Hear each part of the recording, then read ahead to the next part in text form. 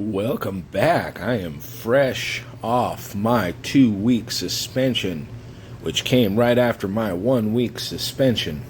We're talking about that miracle midget St. Anthony Fauci and his medical misinformation. You'd think they would have banned him too.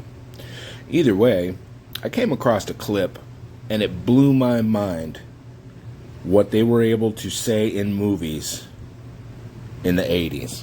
Let's take a listen. We are bored. We're all bored now.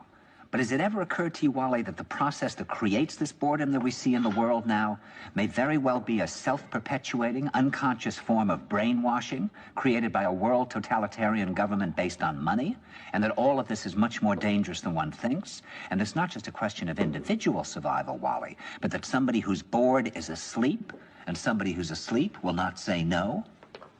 See, I keep meeting these people.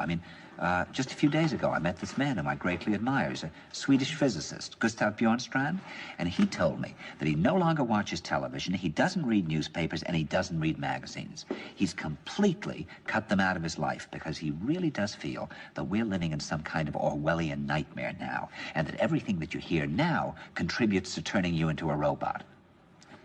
And when I was at Findhorn, I met this extraordinary English tree expert who had devoted his life to saving trees. Just got back from Washington, lobbying to save the redwoods. He's 84 years old. He always travels with a backpack because he never knows where he's going to be tomorrow.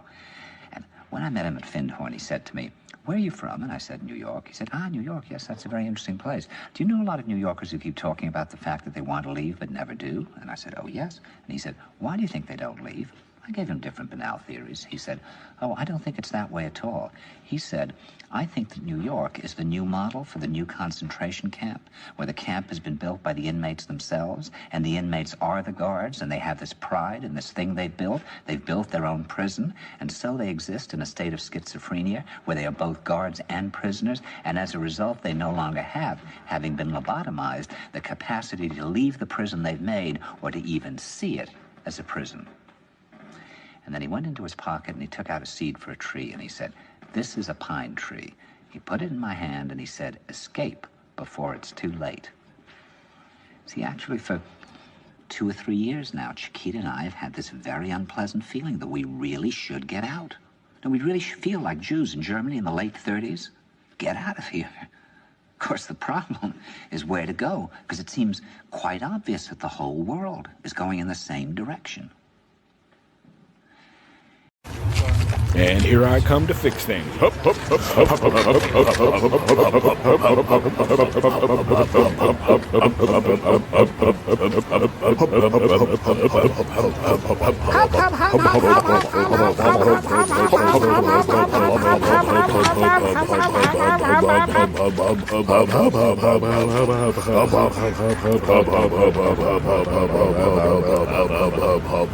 Turn right! Time to walk, boys. Oh, it's nice to be walking. Run again! Never get a Christmas ham. I hate my job. God, get your fat ass out of the car. People that ride in these cars don't have to fix anything. I hate my job. I would like to thank you all for hutting. Thank you all for watching. Comments meh. And check out my Etsy. Later.